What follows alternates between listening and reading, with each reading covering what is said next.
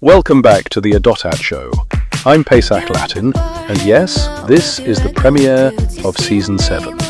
Season 7. We've been around long enough to watch Adtech reinvent the wheel, set it on fire, and call it innovation. Today, it's a double-header. Amol Waishampayan, the product philosopher king behind Throttle AI, and David Regn, who spent 27 years building Stream into a force of nature without burning the building down. When these two link up, it gets brutally honest, mildly dangerous, and absolutely screenshot-worthy. Let's go. I'm Pesach Lattin. This is ADOTAT Show, the only place in Adtech where founders voluntarily show up to reveal secrets they swear they take to the grave.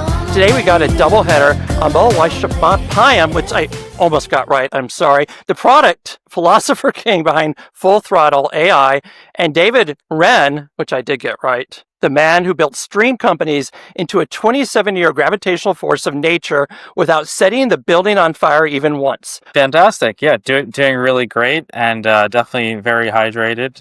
If I heard you right, I have my own LaCroix, so I'm drinking that now to keep me hydrated and alive. Yeah, this is our first double header. This is going to be a new format that I really enjoy. Awesome. Well, I'm thrilled to be here.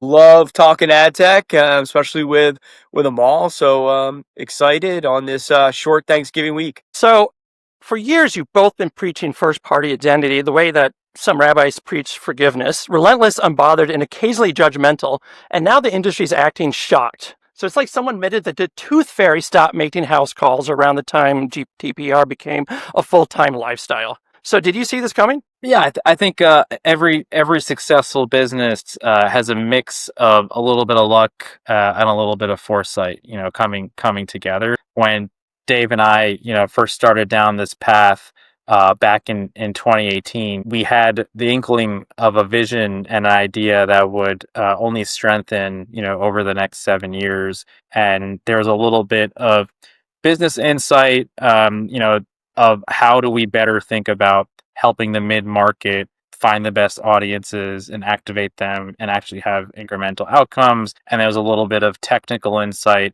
back in 2018 to say, hey, there's something with cookies and signals, and all of that is going to be changing in the years ahead of us. If we're going to set out to solve, this business problem, let's also challenge ourselves to do it in a way that is more resilient to signal loss, whether that's cookie deprecation or mobile ID obfuscation and whatever else comes our way. And so I think with those two things, it was the start of something that kept growing, over the next 7 years. If last touch attribution worked, your waiter would get full credit for the meal. We make sure the chef gets credit too. Incremental. The only thing I would just add to that is that I think that, identity, first-party data generation, had always kind of been this Adtech buzzword. But when I challenged Amol and the team to say, hey, we need to build a product that actually can get identity right down to the household level. We might not be able to get the whole universe identified, but of what we can identify, let's be, 95 plus confident that our identity is right. So I do think we did, when we started out on that journey and made the initial investment into Full Throttle, it was around how do we really build a better identity and better understanding of the consumer journey. And I think we did get what Amol said. We got lucky along the way. We weren't like, oh, cookies are going to go away. We were just like, how do we do better to get better outcomes for our clients? So I get the idea that might say that third-party data has never really been reliable. I think in my opinion, third-party data is directional, right? And there's a lot of companies that spend billions of dollars putting together third-party data sets that can be useful depending on specific business cases. But the primary solution that we were really trying to help the majority of the clients at Stream with was most of our clients have, they start online, but they're an offline transaction. And really, how do we merge those two to understand better of how am I influencing, transactions that are happening at, a retail facility. I also think it's a classic business life cycle, right? So when third-party data first came on the scene to help marketers, especially with programmatic and bidding, to have better outcomes and have better targeting. When it first came on, it was amazing because before there was third-party data, there was really almost no targeting, right, capabilities, right? Unless you're going old school direct mail. And so when third-party data first started coming onto the scene, it was incredible. And that's what often happens first in any kind of, I think, like business life cycle. You fast forward, now it's so incredibly crowded. Eric Troutman, the czar of the TCPA, isn't just the guy you call when your phone rings too much. He's the guy you must call. Need to navigate the legal minefield of robocalls, texts, and telemarketing nightmares? Troutman doesn't just give you advice. He hands you a roadmap, a compass, and a do not press this button sign. Practical? Yes. Actionable? Absolutely. And if you're not calling him first, let's be honest, you're probably making a mistake. Of it, right? It's a extremely saturated, it's beyond mature, there is high volume of all kinds of third-party data. And so now there's so much quantity that quality became a big question, right? To answer your question. So I think this is where it's almost come back around and saying third-party data has great use, but the volume of it is so high that you almost need I think of like a company, you need a quality kind of anchor to help you make the best use of the right audiences in this what has become a giant big blue ocean. Otherwise you become lost. So in the perfect world, marketers, I mean, they don't really care about first party data or third party data, right? They care about, I want to pick the best audiences that are going to deliver, the greatest outcomes for me. So walk me through the exact moment. Was it a meeting, a metric, a spreadsheet, a screaming, whatever, when you realized that cookies were going to enter hospice care? I think the moment we realized it was like, wow, we got lucky. And, I think you felt you were a prophet. Yes, we were all knowing, but no, I remember it was there was a pinch me moment of like, oh wow, we got lucky. We were, skating to where the puck was going, but it was really because we were rooted in better identity, better outcomes that Amol just happened to build the platform around a cookieless solution. So it was a stroke of luck, but I think it was luck because we were in search of better business outcomes. Yeah. And then, the other piece is when you have time to innovate and have space to do that, which it's tough for many companies to find that. But when we had time to do that and you go down online, honestly, to places like Reddit and community-based forums where you find specialists in that kind of 0.1% of ad tech, which, takes a very long time to find, the real conversations. I think there's a lot of talk. I'll call it kind of like cocktail talk, right? Of like, hey, here's what might happen, next couple of years. And no one really knew there's the truth, right? Because there wasn't some big Google announcement, et cetera, back in 2018.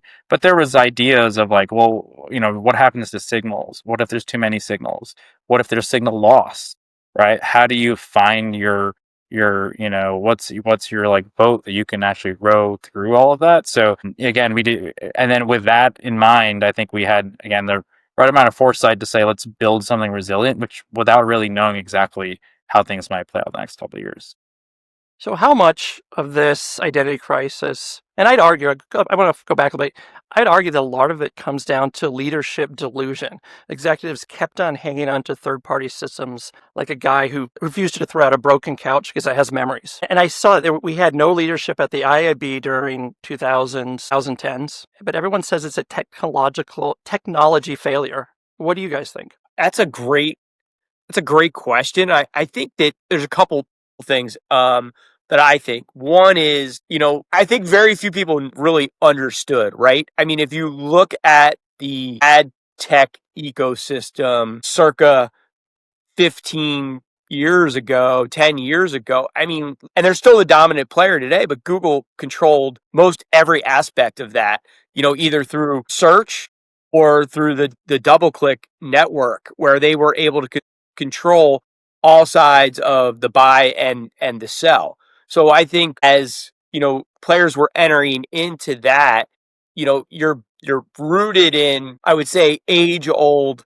kind of technology and age-old problems that you're not thinking through of like, ultimately, what how can I do this different, or what is different about this ecosystem other than, wow, I'm playing in this huge ocean of ad tech where there's, one big whale and a bunch of other minnows swimming around. So I think that is a big part of why no one really knew how to get their hands around it, because no one was going to tell Google what they can and can't do.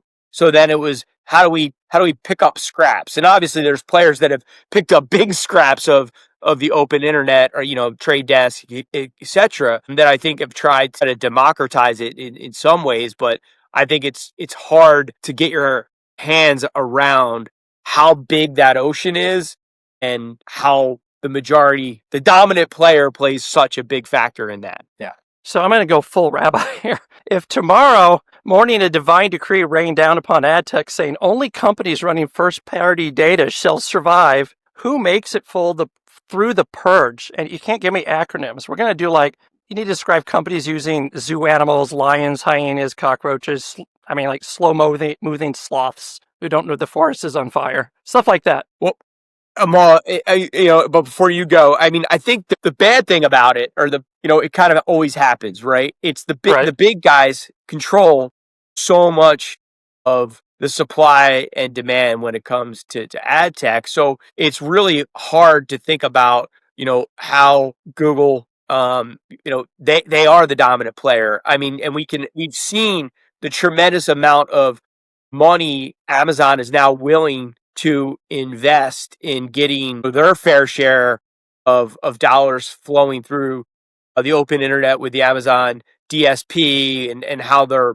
approaching the market, and how they do have a proprietary data set that others don't have. So I think when you think about it, the big three are certainly continue to be well positioned for the future. I think those that are going to make it, in my opinion, are those that are disrupting the status quo, and are bringing business outcomes first and foremost to their clients. So I think at the end of the day, there'll be a very select few businesses that truly do make it, or can create enough tremors and earthquakes to cut into the market share of the big boys. Yeah, I think it's so.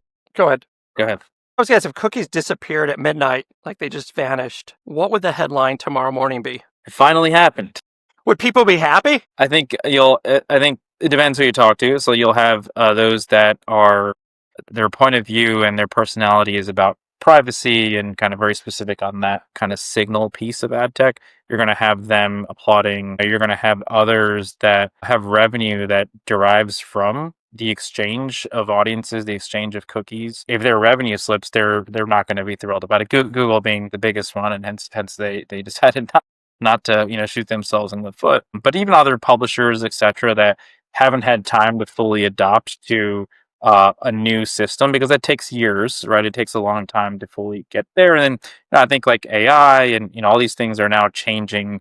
MCP and AdCP and there's all these other protocols, and so even if those things are a couple years away to come into wide scale usage, still I think now everyone's kind of wondering what's the next thing. It's like, to your other question, it's like, if there's only AI left, which companies are going to survive? And the truth is, almost every company is adapting to AI.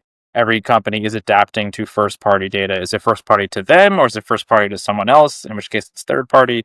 There's a whole Einstein relativity there. But I do think most people will adopt. And I think there's a lot of capital that's invested in ad tech, that for those that are not adopting to new ways of things like first party data, or the correct usage of AI, there's going to be people brought in to get them to a place where they're going to adopt it. All right, so since we've all diagnosed the identity apocalypse, let's transition to something that's even more chaotic, which is building and scaling ad tech companies without losing your sanity. So you've both managed to scale companies in an industry that behaves like a toddler hopped up on sugar. How do you build and grow real organizations in this environment? That's a great description.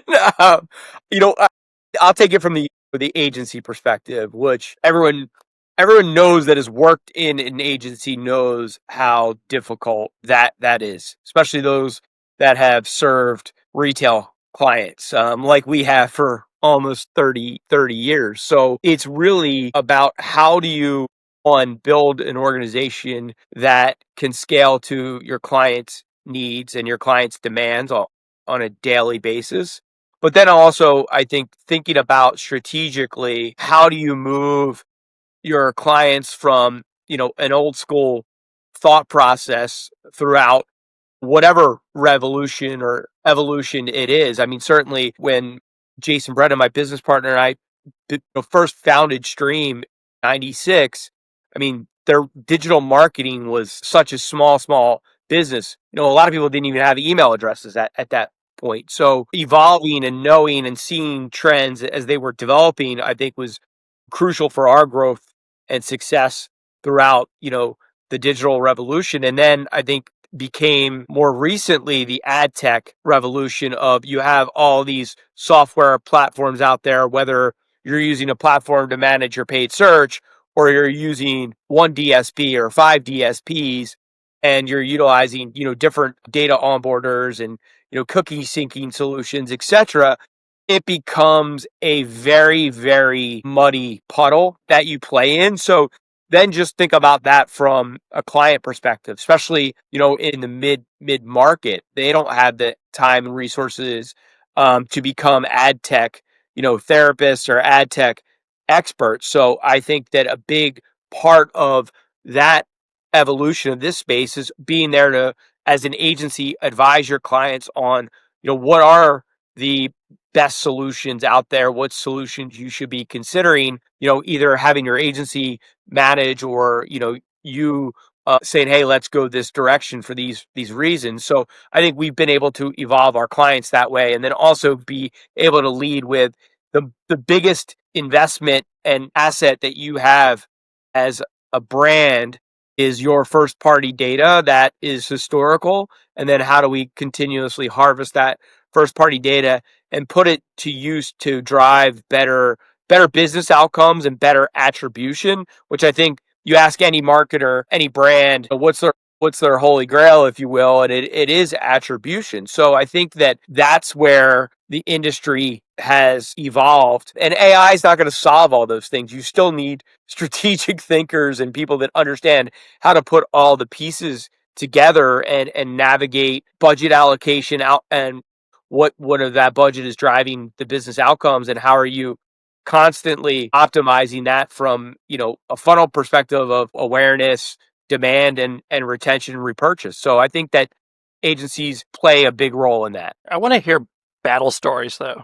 Like at the 2008 crash, the pandemic downturn, what was the single most hair-raising, we might not actually make payroll or this client will murder us moment that transformed you guys into jet fuel? Yeah, no, I will say the first big test, awakening, realization was 2008. I would say, we started to feel, the kind of the tremors, if you will, in the summer of '08. And then, obviously the financial markets crashed. And then given that Stream is so heavy in the automotive vertical, our world was, torn upside down. And, our clients, I remember, I'll never forget it. I was in my office at home. It was about 9 o'clock on a Wednesday night, and one of our clients called me, and he had 10 plus General Motors, Stellantis, Ford dealerships. And he said, David, I don't know if we're going to make it. And when he called and he said that to me, that was the first realization of, well, like, this was one of our largest clients at the time, been a mentor and a friend to me, still is to this day, says he's not going to make it. And I could hear he was in tears. And that realization of like, we got to figure this out and we got to figure it out quickly. It was really a testament to how do we help our clients navigate this crisis and what can we do to help them. For me, that was the first time we ever went into that kind of survival mode of, hey, the owners aren't going to pay themselves and we just need to fight through this crisis. And it definitely set us up, I think, for long-term growth. We were able to grow slightly that year, which was remarkable that we grew in '08 and 2009. But I think it was because of understanding not just advertising, but understanding how business works, how our clients were feeling, what they were going through, and then how do we support them on the other side. And again, I'll go back to there's always a little luck. And I think the luck of that moment was that same client. I remember being in a meeting,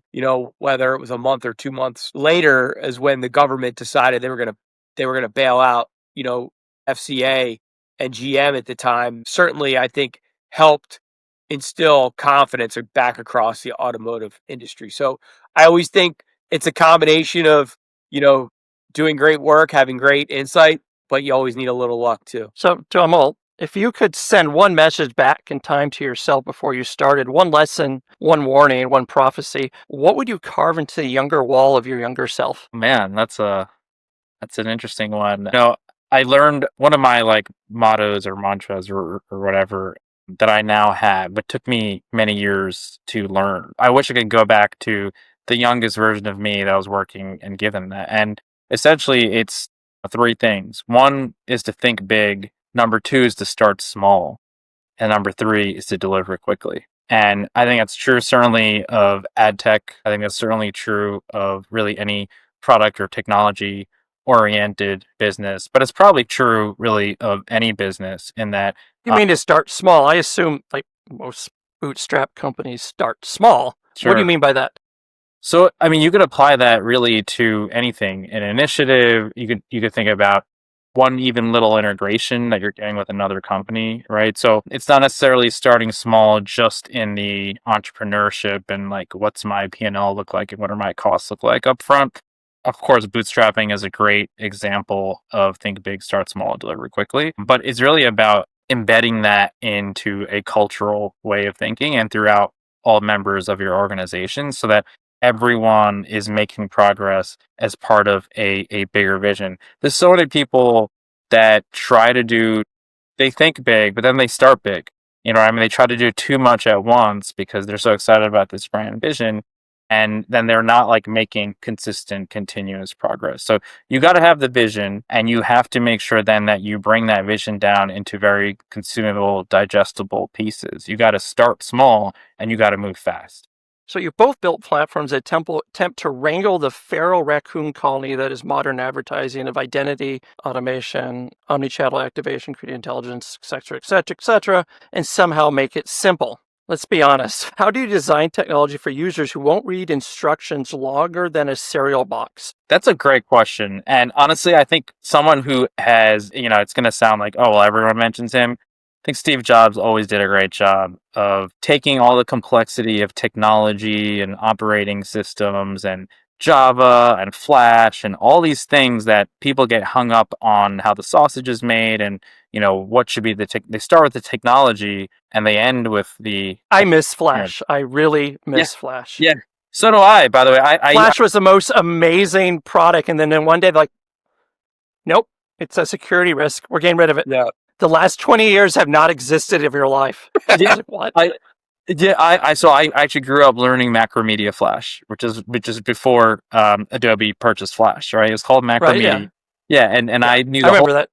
And I made all the videos. It was a little bit. I was younger, and there was like the site Newgrounds. I remember, and all these funny videos. I was about to say Newgrounds with that. They had the tank. The tank, exactly. It was like an ASCII tank almost, or was it? Or just imagine, yeah. It was all illustrated, I think, through Flash. I love Newgrounds, but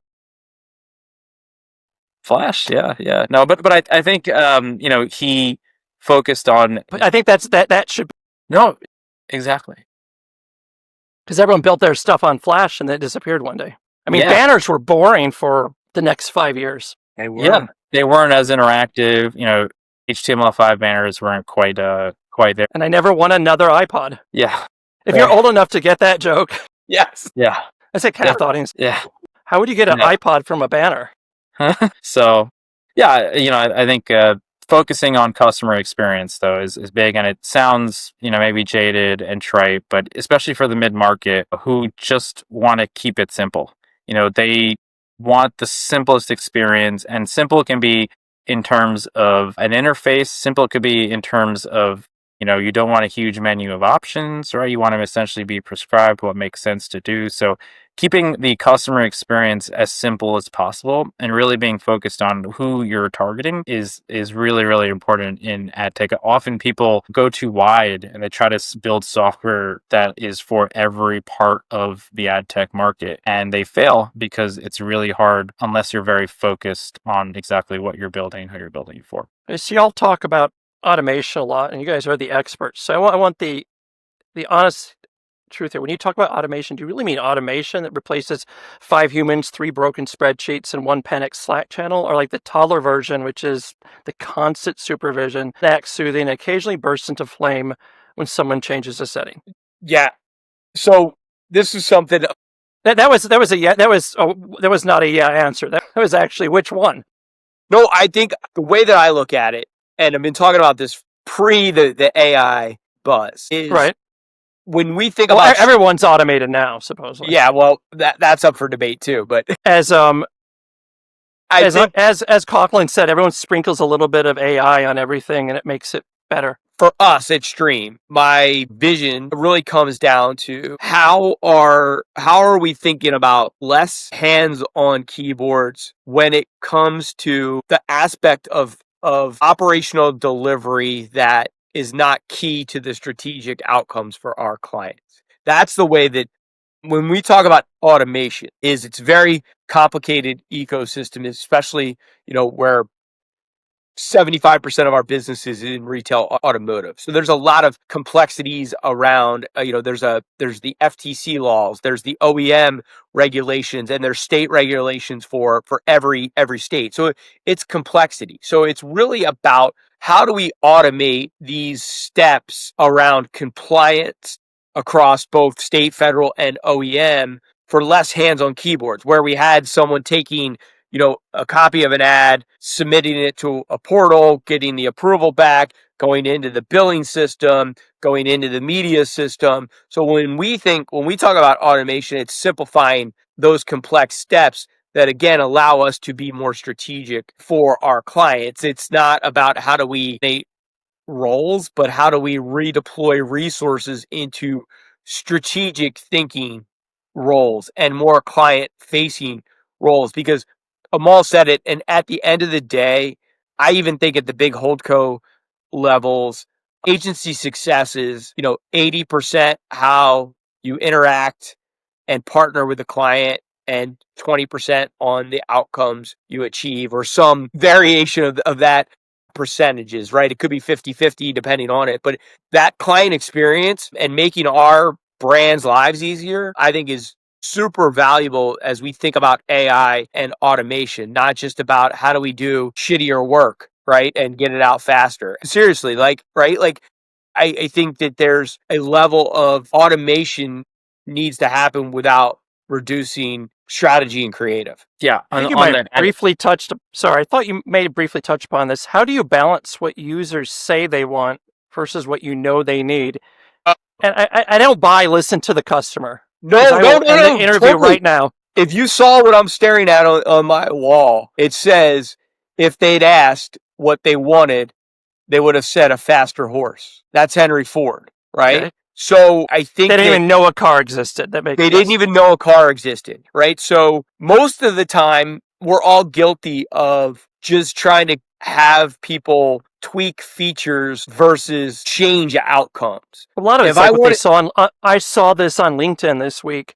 This is right. Brilliant. Or wouldn't it be Can cool? We somehow integrate this into something that has nothing to do with it whatsoever? Absolutely. And I think it goes back to that simple Henry Ford. It's like if I would have listened, I would have never invented the car or the assembly line or all. You would have had a horse with wheels. Yes. So as we think about that, you know something, I just thought that's a beautiful metaphor right there. A horse with wheels. I think we just, something. I promise you, I didn't make it up. Yeah. So I think that sums it up. Right? Is we don't know what we want until we actually see it, use it, and get the results. And I think that's, again, goes back to it's part of the job of navigating clients through all the complexities and all the channels. Again, going back to when we first started, it was a lot easier, right? You had TV, you had radio, you had newspapers, you had direct mail and trade shows and magazines, maybe a couple other little things. Now you have 100 different things. You've got clients saying, I want to be on TikTok. I want to do this. I want to do that. But it doesn't change that whatever you do, you really need to be really good at that. And you need to understand how it benefits your business and how does it drive revenue for your business. Like it's not, we always joke, it's not rocket science, right? But you need a lot of common sense to navigate getting through it every day. So I think it's simplification of how you navigate clients through any time where there's massive change in the landscape, which we've me personally went through it a couple times. So Amol, why do you think Adtech, I'll make this really simple, why tools instead of outcomes? Why have people been focused on tools instead of outcomes? Yeah, I think the biggest reason is no one dared to go into outcomes because they weren't sure if they were going to like the result. I'm not even sure I like the result with outcomes, because outcomes still seem to me very like, this is an outcome that we'll produce because that's easy for us to produce. It doesn't necessarily mean what that person needs. Yeah, I think when I think of outcomes, though, I only think of business outcomes. Like, here's my actual SKUs sold and the gross profit on those SKUs. So actual true CFO level business outcomes, right? Whereas like I think outcomes in ad tech can mean eye of the beholder, right? In terms of what they think are outcomes. I think, to my interpretation of your question is often there is a lot of ad tech that isn't actually making a direct impact on business outcomes. So it is not in their interest to show business outcomes. It's in their interest to provide a fancier tool, right? So some DSPs, for example, people have referred to that as like walking into the cockpit of a 787. And there's so many. Why can't we track CPA and brand lift at the same time? Like, why is that hard? Right. And it's like we literally have two separate parts of the industry, one called performance marketing that tracks that stuff, and then the rest of us. Yeah, I think like our big focus for next year is essentially to have the guidebook and the playbook for performance marketers to graduate and become outcome marketers. And outcome marketers, again, my definition is true business outcomes, incremental lift. It could be brand lift, but I think we're focused on mid-market, right? And in the mid-market, you live and die every month by the actual business outcomes that you're delivering. Whether you're in automotive or you're in home services or you're in senior living, no matter any of those mid-market industries, you got to be focused on actually making a provable business impact. I mean, the brand, I hate to use usually like a common term, but they had one assignment, and that was to have results. Who screwed up? No, it's a great question. I always say, it's a recipe, and there's many times where you can see we're driving results for a client, but there's breakdown in business process and customer experience, right? And that's, I think, becomes the always kind of agency, debate with their clients for forever, going back to when advertising first started. Like, it's the agency, I think, a lot of times takes the blame when it could be multitude of issues, and marketing takes the credit sometimes when it could be better business process. So for me, as we talk with our clients, is trying to have a holistic view of the entire business. And I think that's very important at the mid-market and really at any level of like, what are all the dynamics of the business? Are we beating the competition? And that's what I always like to say is like, what is our market share? Have we decided to lower the price of our product to gain more market share? And then we need to look at that. Or have we decided to go up market and increase our price in exchange for market share, but our profitability is better? So I believe that any marketing conversation without business context and other inputs is that conversation that happens in a silo that is not productive. And I think that becomes where a lot of the noise is created in ad tech, because we're all trying to come up with other metrics that allow either people on the other side to keep their job because they're managing to the metrics that either the internal team or the agency is producing, or it's like, hey, I'm doing everything right. Look at my metrics. Everything's green. You guys suck operationally. So I think that's always been, a big part of marketing and sales not truly, being aligned to the overall business. So I don't think you can really move the needle effectively without having a holistic conversation. So why has the mid-market finally had its moment? All this stuff seems like it was locked behind enterprise walls before. What has changed? I think technology has, I think about it like miniaturization, right? Even though that's not physically obviously what's happening, but I think of it as these capabilities that were required 7-figure capital budgets and a high skilled labor force to go with it meant that it was really only affordable, if you're a big Fortune 500 or you're working with a holdco agency, etc. What has happened in the last couple of years and now accelerated by AI in the last 18 to 24 months is that technology has essentially become much more miniaturized and more accessible to mid-market brands who are looking for, they never had the capability to really run even like a brand lift study. It was totally outside their realms. I mean, mid-market was a big contributor to CPM knife fights, right? And saying, hey, well, if I can't measure brand lift study and I can't measure outcomes, I'll at least try to get a better deal on the impressions, right? And just have like a CPM bake off. So I think, that was responsible for it. Now as technology has been miniaturized, now there's, identity graphs become table stakes for any platform. I think there's specialization that you need to do in the mid-market to deliver at a zip level, at a local and regional level, whether you're actually moving metal for a single dealership or you're working in any vertical that, essentially cares a lot about not just brand lift at the top national level, but actually making a difference in the local and regional levels as well. So now the most fun part of my show is where I get to strand people on an island. It's partially because by this time of the show, some guests actually bore me so much I want to put them on an island. This is the first time I've had 2 guests. So I'm going to strand you both on islands. So it's going to tell a little bit about both of you and how you feel about each other, I think. So you're both stranded on a desert island, no Wi-Fi, no dashboard, no acronyms, no AI-powered anything. Paint me the first 72 hours like a premium Hulu drama.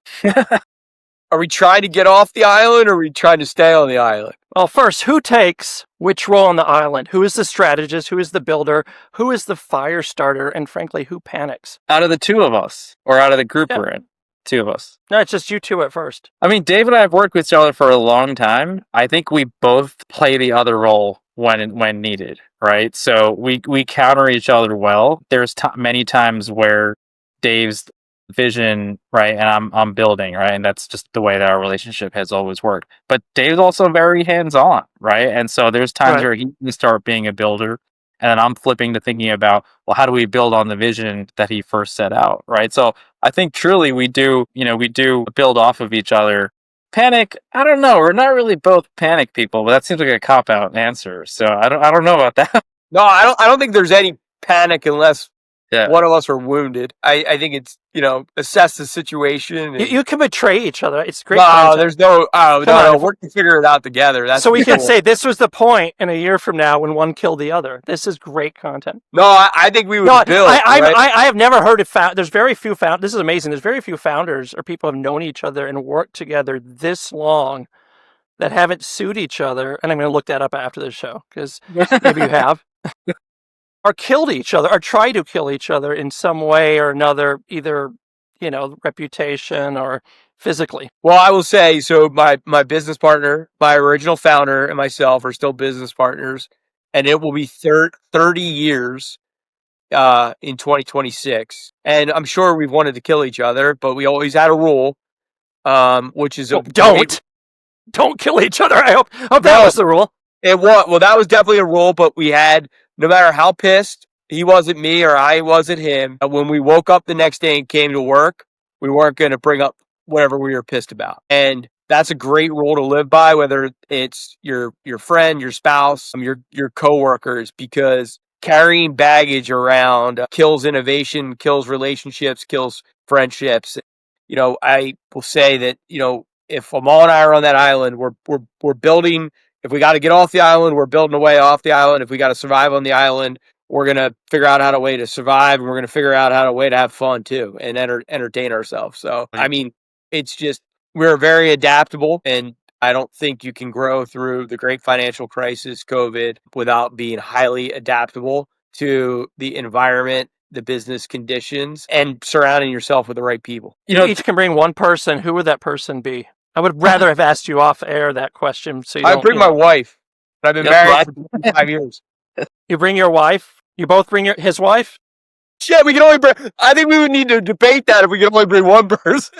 No, it's two separate people, but he was agreed. Yeah, he's like, yes, bring your wife. Yeah. I mean, of course. That's the awkward moment. Yeah. That would be the awkward moment. End of the relationship. No, seriously. Who would you bring? I mean, Amol. Yeah, besides bringing my wife, I think there's a couple different people I'd considered for that. Someone that made me think a lot about working efficiently and having efficient systems, which I think is very relevant on an island, is actually Tim Ferriss. And whether or not it was originally him. I used to quote Tim Ferriss all the time, as did like anybody under 35 at one point. Right, exactly. I don't know Ghostwriter, I have no idea, but I think his systems thinking, his experimental design, he's always optimizing, whether it was his own body, like I think there's like the 4-hour work week, but there's also like 4-hour body or something, right? So like he was always about, how do I get to extreme levels of efficiency and optimization? And if you're on an island, you have to get really efficient and optimized because you have so few resources to work with and scale. So I always like to ask people, like, the things that you've learned in your industry, for example, your obsession with automation, still matter if survival required stick, rope, and coconut-based decision-making. How would you bring logic that you've learned into a place where identity graph means who stole my fish last night? So it's like, how would you use Adtech skills to survive and build on an island? Yeah, I generally, a lot of people just admit they'll die. They're just like, I give up, you're right, I die. No, man, I think it's I have never been camping in my life. I have got that before. I'm an outdoor... I think one of them said they once saw a mosquito. I think I mean, I can speak for myself. Like, I'm an outdoorsman, so I'm very comfortable doing things outside, building things, using my hands. And I wouldn't say I'm the most handy, but what I mean? I'm pretty... I would feel like probably... You survived some apocalypse. Not all of them, but some of them. Yeah. I survived something. Either of you in New York City? No. Because when I first went to New York City as a teen, the thing that I was amazed about was the millions of people who actually admit they had never left New York City. Mm. Like, never left New York City. Not left New York. Left New York City. Had never left the 5 boroughs. And that was crazy to me.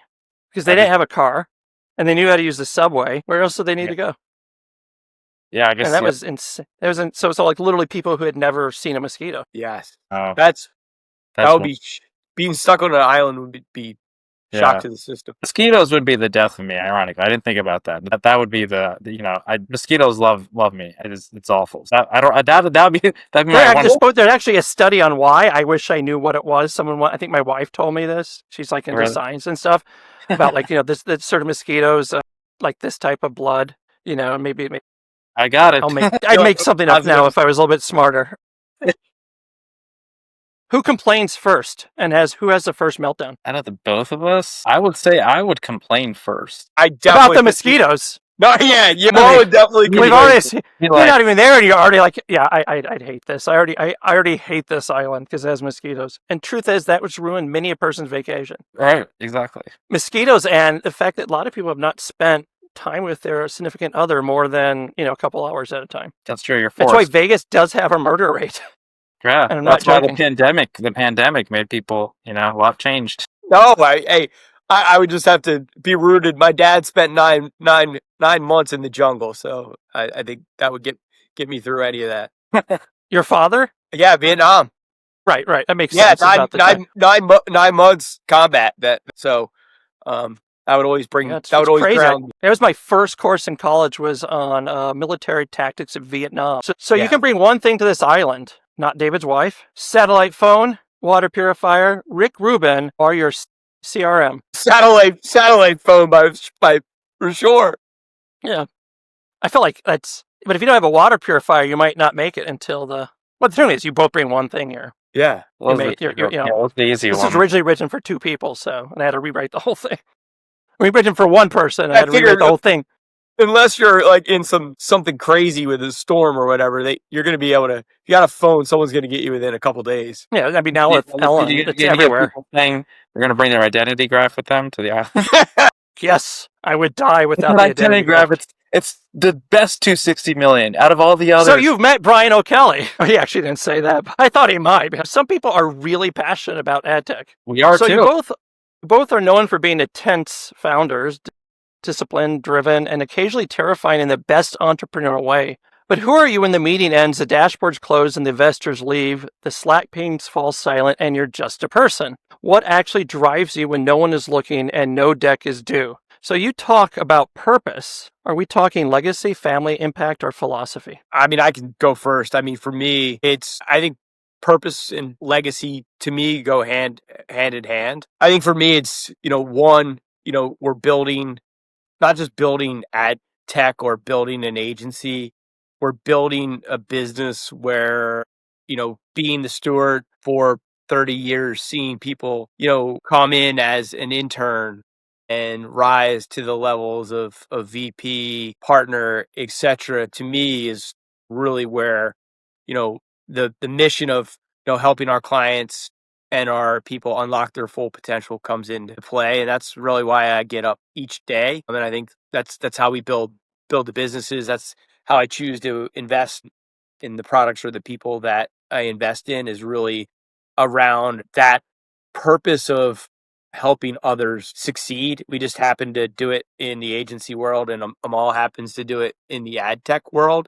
And I think if you're always going after that North Star of getting yourself better each day and getting people better each day and clients better each day, then, you'll forget about all the bad days and all the crazy days you had, every step of the journey. So for me, that's what it's about. And, I've got 2 kids, and, they'll choose to decide what industries they want to work in. But certainly if they choose to go into advertising or ad tech, I'll be there to support them in any way I can, whether, my network or mentoring them or letting them, work side by side. Yeah, I think for me, for you, Amol, I want to ask you a different question. Yeah.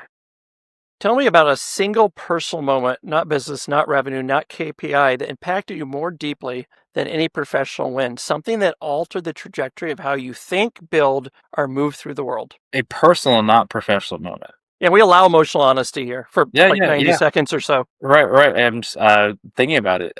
Personal moment that changed everything. I think there was a point when I was growing up, and I was probably in high school, and it's going to sound a little corny, but whatever. And I think in high school, everyone's trying to figure out what are they doing, there's electives, etc. I mean, it doesn't really matter. It's high school, it's not college, right? But still, like, you're like kind of like, who am I being in high school? It's that time when you're like 15, 16, and I was not born in the US. I was born in India. I came here when I was like 2, basically, right? So I was pretty much like as Americanized, and I'm a US citizen, but I had an immigrant family surrounded by immigrant values and customs.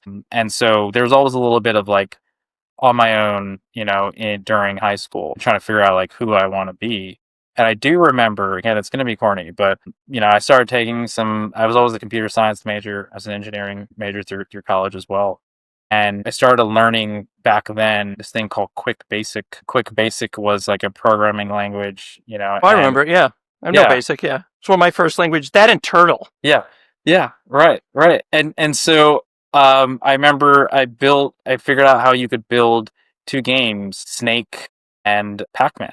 And so you could like build a whole Pac-Man game back then, like the designing the quote unquote like AI or the computer of it and how it fights back. Anyway, so I spent a lot of time building, right? And I learned how much I truly enjoy building something and having it come to life, brick by brick, piece by piece. And so like, I'll segue back even to the question you asked Dave. Like, it's definitely, legacy, family, impact. It is all 3. But I think the other thing is like going back to that moment that was important for me growing up. Like, it's still, when I close everything, and what motivates me is like, I just love building things and having it come to life. And maybe that's many entrepreneurs, but that's what I learned when I was growing up in high school. And I still think it's true every day as we set out to continue to grow both Stream and Full Throttle as an ad tech platform.